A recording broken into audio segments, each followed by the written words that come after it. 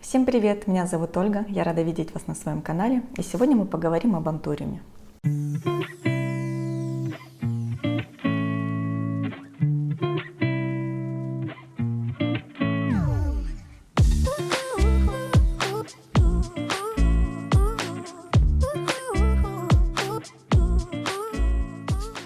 Антуриум очень красивый, эффектный цветок, становится центром внимания в комнате, которая стоит, но, к сожалению, со временем начинает терять свою привлекательность за счет того, что у него начинает оголяться нижняя часть стебля, вот здесь.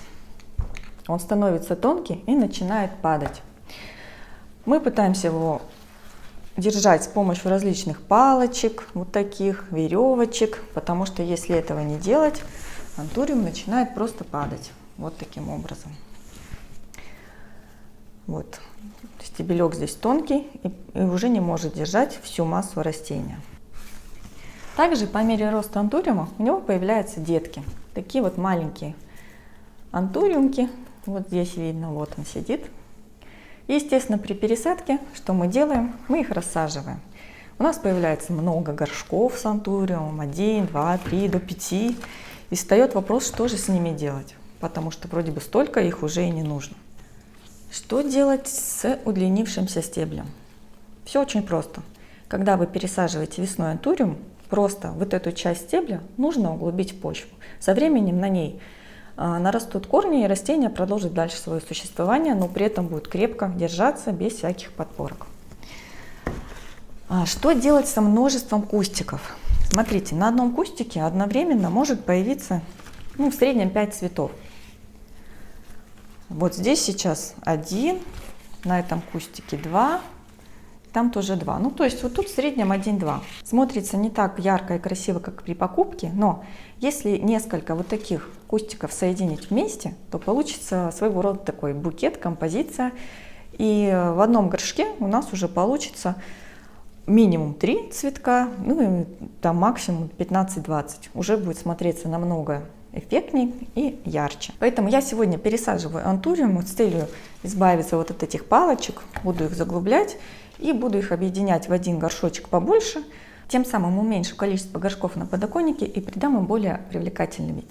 Давайте начнем и посмотрим, что получится. Начну я с того, что буду обрезать старые засохшие листья сверху. Затем вытащу антуриум из горшочка, осмотрю его корневую систему. Нужно будет удалить все старые загнившие или засохшие корни. После чего наполню новый горшок землей и посмотрю, сколько антуриума в него поместится. Итак, начнем. Берем ножнички. Обязательно, как всегда, обрабатываем средством.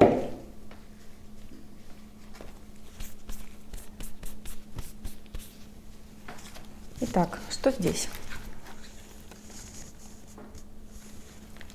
Так, на этом антуриуме только вот один плохой листик. Я его срежу. Так. Также можно обрезать все вот эти сухие чешуйки, которые здесь образовались. Мне абсолютно ни к чему. Палочки тоже эти все вытаскиваем. Наша задача от них избавиться. Так.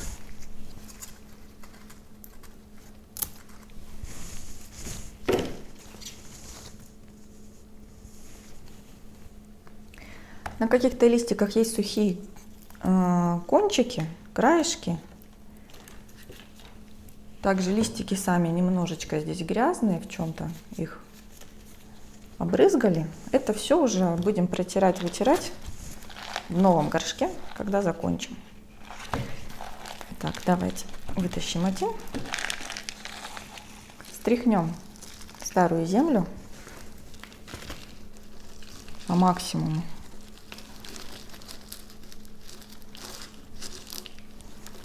Чтобы взглянуть на корешки. Ну вот я отряхнула антуриум. Вот его корешочки какие. Здоровые корни имеют белый цвет, либо молочный. Здесь есть несколько корней такого немного коричневатого цвета. Вот, но я не думаю, что это гниль. Сейчас резать ничего не буду. Вон антуриум цветет. слишком уж травмировать его не хочется. Вот, то есть вот что получилось. Примерно вот так буду его заглублять. То есть даже можно взять антуриум в руку и почувствовать, будет он держаться в этом положении или нет. То есть вот он сидел вот так, здесь, конечно, прям тоненько, даже тяжело держать. Конечно, ему тоже было тяжело. Мы углубим по самый нижний лист, и он будет плотно держаться. То же самое я проделаю со всеми остальными антуриумами. Так, я закончила. Давайте посмотрим, что получилось. Вот такие корешочки, не в очень хорошем состоянии, конечно, но что поделать. Вот, это обрезаю. Присмотритесь, сколько нужно углубить будет растение, насколько нужно будет углубить. То есть вот здесь, вот нижний листик, наверное, все-таки маловато. Тогда мы этот листик отрежем. Дальше смотрим, достаточно или нет. Если мало, режем еще нижние листики, потому что растения мы будем усаживать до той глубины, чтобы последний листик был над почвой. Поэтому, если стебелечек все равно остается длинным, нижние листики нужно подрезать. Вот, поэтому здесь я еще пару листиков отрежу. Иначе смысла в такой пересадке, в таком углублении не будет. Вот он остался. Дальше. Вот такой экземпляр. Здесь вполне достаточно. Вставляем. Следующий. Здесь я уже подрезала. Тоже корней немного. Достаточно. Здесь. Посмотрите, вот хотела показать. Вот от него отошел воздушный корень, углубился в землю, и вот такие корешки здесь наросли. Вот, поэтому воздушные корни, они, в принципе, подпорками служат, когда растение вытягивается. Но, к сожалению, чтобы они росли, нужна высокая влажность, а в условиях квартиры этого добиться сложно. Поэтому они вроде бы вот всегда появляются вот здесь, везде маленькие такие, но расти дальше уже не могут из-за нехватки влажности. Так, здесь я считаю, что достаточно. Так, положу здесь. Так, этот цветочек тоже. И здесь, если вот так усадим, ну, думаю, что тоже оставлю, иначе уже будет перебор. Дальше подготовим землю.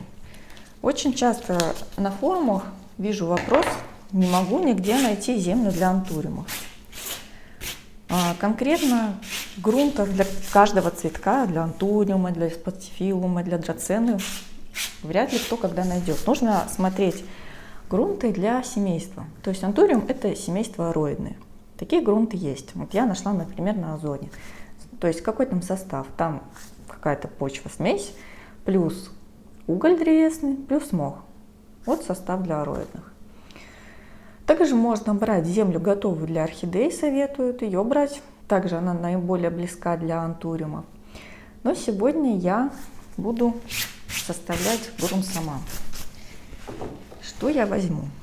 У меня будет земля для фикусов. Почему для фикусов? Ну, просто потому что у меня была дома, и эта земля, у нее основа торф.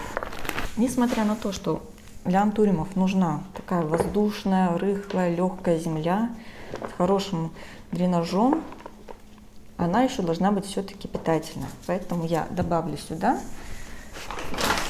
вот такого биоперегной. Он тут уже с перлитом, в принципе, немного.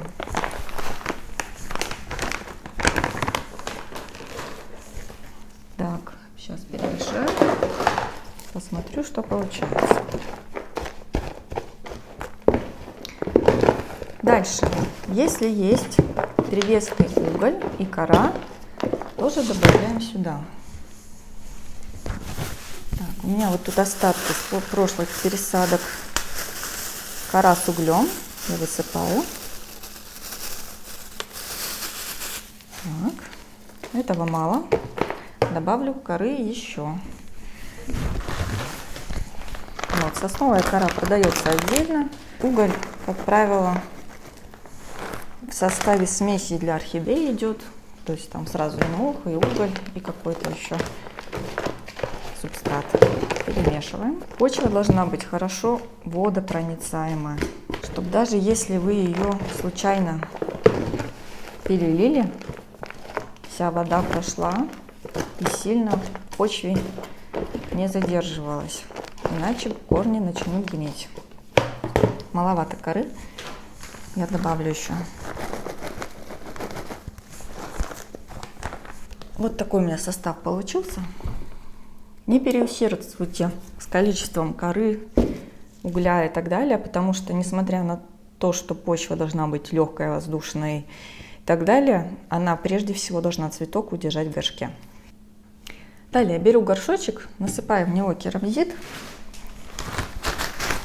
Горшочек большой, так как я хочу в него посадить несколько растений, и для антуриумов довольно-таки глубокий, поэтому дренажного материала нужно сыпать побольше. У меня керамзита получилось почти половина горшка. Далее, как обычно, немного земли.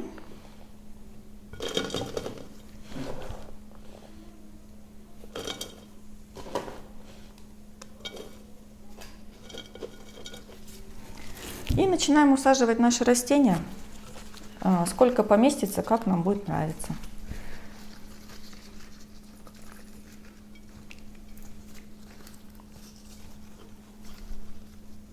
Не забываем, что мы хотим их углубить. Если стволик не помещается на нужную нам глубину, можно немножечко раскопать керамзит и углубить его туда. Так.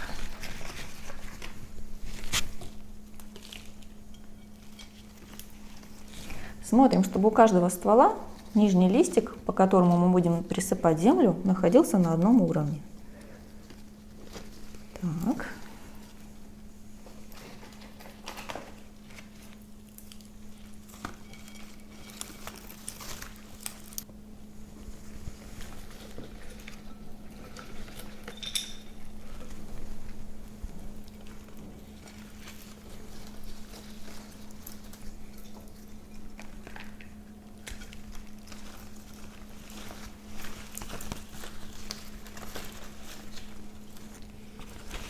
Ну вот, 5 штучек я усадила. Сейчас их тяжело держать, поэтому буду присыпать землей и уже потом подравнивать.